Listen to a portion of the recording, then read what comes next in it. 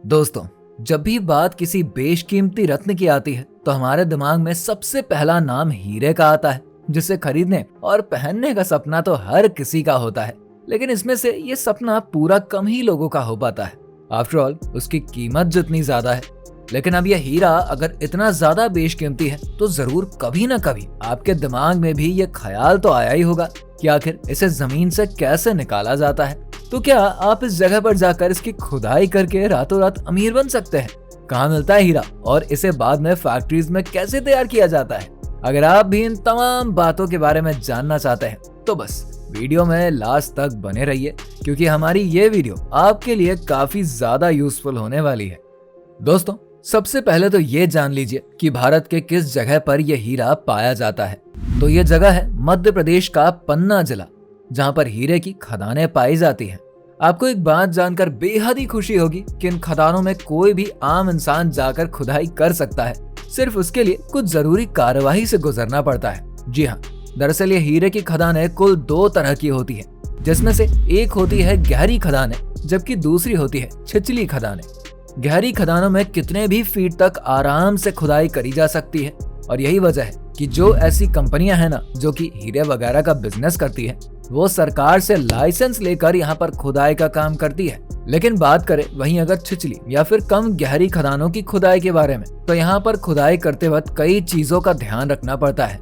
जैसे कि यहाँ पर आप ज्यादा से ज्यादा 11 से 12 फीट तक की खुदाई कर सकते हैं, क्योंकि इसके नीचे की जमीन काफी सख्त होती है, जहाँ पर कई बड़े बड़े आकार के पत्थर भी मौजूद रहते हैं, जिन्हें बिना किसी मशीन की मदद से खोदा ही नहीं जा सकता। इस तरह की खदानों की खुदाई कोई भी आम इंसान कर सकता है, लेकिन इसके लिए उसे सरकार से ये खदानें लीज पर लेनी पड़ती है। यहाँ पर खुदाई के लिए किसी भी व्यक्ति को मध्य प्रदेश के खनिज संसाधन विभाग से परमिशन लेनी पड़ती है, और लीज की कार्यवाही पूरी हो जाने पर वो व्यक्ति यहाँ की खदानों में खुदाई का काम कर सकता है। लेकिन ऐसा व्यक्ति जो कि हीरे की खुदाई का काम करता है, उसे ये बात बखूबी पता होगी कि पन्ना के किस हिस्से में हीरे की मौजूदगी है, और उसी हिसाब से वो उसी हिस्से को चुनकर कार्यालय में आवेदन देता है। और अगर उनके सारे आवेदन और कागजात सही पाए जाते हैं तो उन्हें 1 साल के लिए वो जमीन लीज पर दे दी जाती है। जब एक बार जमीन लीज पर मिल जाती है ना, तो फिर अगला प्रोसेस होता है उसकी खुदाई का, जिसके लिए कुछ लोग खुद ही खुदाई करते हैं तो कुछ लोग मजदूरों को लगवाकर हीरे की इस खुदाई को करवाते हैं। अब जब एक बार हीरे की खुदाई का प्रोसेस शुरू हो जा रहा है ना, तो ऐसे में लोगों के दिमाग में ये ख्याल सबसे पहले आता है कि आखिर उन्हें कितनी गहराई में खुदाई करनी चाहिए। तो हम बता दें, इसके लिए कोई भी फिक्स्ड पैरामीटर नहीं है, बल्कि ये बात पूरी तरीके से इस पर डिपेंड करती है कि आखिर उस जगह पर कितनी गहराई में हीरा है। यानी कि आप ही कह सकते हैं कि ये पूरी तरह से किस्मत का खेल है कि आखिर आपको वो खुदाई पर हीरा मिलेगा या फिर नहीं। वैसे सामान्यतया 8 से 10 फीट की खुदाई करने के बाद छोटे छोटे हीरे मिल ही जाते हैं, जिसे लोग आगे प्रोसेसिंग के लिए भेज देते हैं। जब खुदाई होती है तो मिट्टी को निकालकर बचे हुए कंकड़ पत्थर को धुल दिया जाता है, और उसके बाद जिस तरह से गेहूं को फैलाकर बिना जाता है ना, ठीक उसी तरीके से इस कंकड़ पत्थर के बीच से हीरों को बिना जाता है।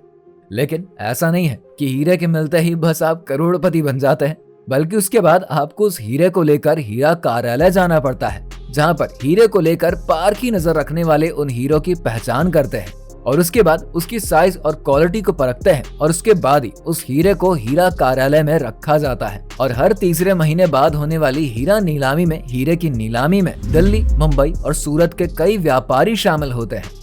अब इसके बाद शुरू होता है इन हीरों की नीलामी, जिसके लिए जो सबसे ज्यादा बोली लगाता है वो ही हीरे को खरीद पाता है।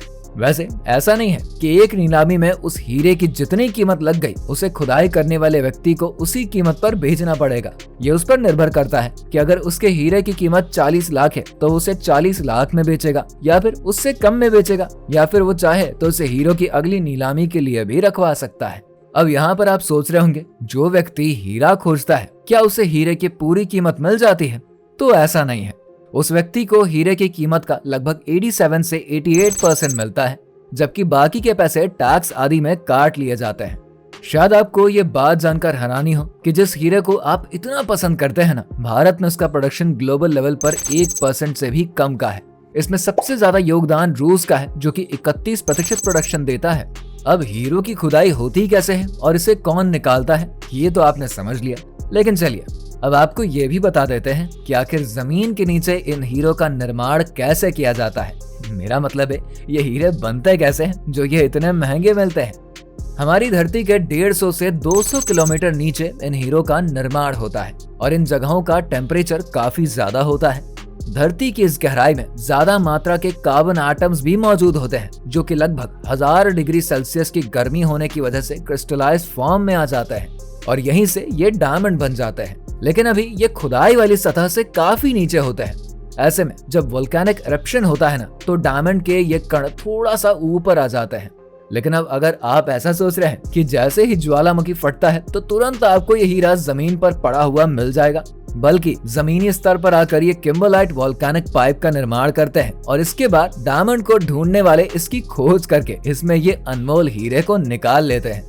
लेकिन ऐसा नहीं है कि आप जिस हीरे को यहाँ पर ढूंढते हो ये ही वो असली हीरा होता है जो कि मार्केट में और बड़े बड़े शोरूम्स में आपको चमचमाता हुआ दिखता है, बल्कि अब तक मिला हुआ ये हीरा कुछ नहीं बल्कि एक ट्रांसपेरेंट पत्थर ही होता है। ये इस समय कार्बन के सबसे प्योरेस्ट फॉर्म में होता है और आप विश्वास नहीं करेंगे, अगर आप इस पत्थर को 750 डिग्री सेल्सियस में गर्म करेंगे ना, तो ये पिघलने में बिल्कुल भी समय नहीं लेगा और फिर ये देखते ही देखते कार्बन डाइऑक्साइड बन जाएगा, जिसके लिए आपको कई लाखों तो दूर 1 रुपया भी नहीं मिलेगा। हीरे को मेनली 3 तरीके से माइनिंग के जरिए निकाला जाता है, जिसमें एक है एलुवियल माइनिंग, यानी कि इसमें नदी से लेके सागर समुद्र हर जगह खुदाई का काम किया जाता है और हीरो को ढूंढा जाता है। और फिर किम्बरलाइन पाइप को ढूंढा जाता है। यहाँ पर मेनली ऐसे पानी की जगहों पर माइनिंग करी जाती है जहाँ पर किम्बरलाइट के पत्थरों को आराम से तोड़कर निकाला जा सके। वैसे ये प्रोसेस काफी टफ माना जाता है क्योंकि यहाँ पर किम्बरलाइट के बिल्कुल अंत तक पहुँचने के समय का इंतजार करना पड़ता है, जिसमें कितना समय लगेगा इसके बारे में कुछ भी कहा नहीं जा सकता। लेकिन मार्केट में बढ़ती डिमांड की वजह से प्रोडक्शन करने वाले लोगों के पास इतना समय नहीं होता कि वो लिमिटलेस टाइम बर्बाद कर सके। ऐसे में वो माइनिंग के लिए पाइप मशीन्स का इस्तेमाल करते हैं।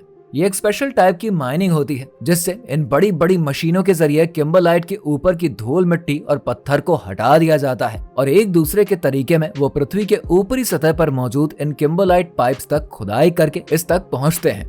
अब जो तीसरा और सबसे आखिरी तरीका माना जाता है वो है मरीन डायमंड माइनिंग, जिसमें समुद्र के नीचे के सतह पर जाकर खुदाई करी जाती है। अब पहले के समय में ऐसी खुदाई के लिए ट्रेंड तैराक जाते थे, लेकिन अब इसके लिए क्रॉलर का इस्तेमाल किया जाता है जो कि पानी में नीचे की तरफ जाते हैं और समुद्र की सतह से फ्लेक्सिबल पाइप्स की मदद से ऐसे पत्थरों को खींचकर ऊपर ले आते हैं। बाद में मजदूरों के द्वारा इसे पत्थर से अलग कर दिया जाता है।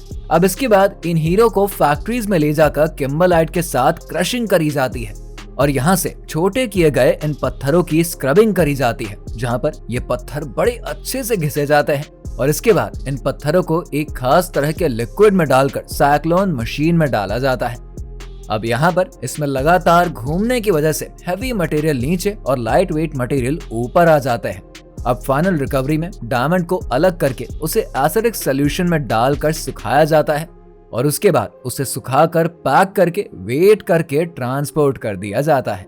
तो यहाँ पर हमने आपको हीरे की खुदाई से लेके फैक्ट्रीज में उसके बनने और आप तक पहुँचने का पूरा प्रोसेस बता दिया है। तो उम्मीद है आपको काफी पसंद तो आई होगी। हमारी इस वीडियो को लाइक और शेयर जरूर करना और ऐसी ही और इंटरेस्टिंग वीडियोस के लिए हमारे चैनल फैक्ट फिक्शन को सब्सक्राइब करना बिल्कुल मत भूलिए।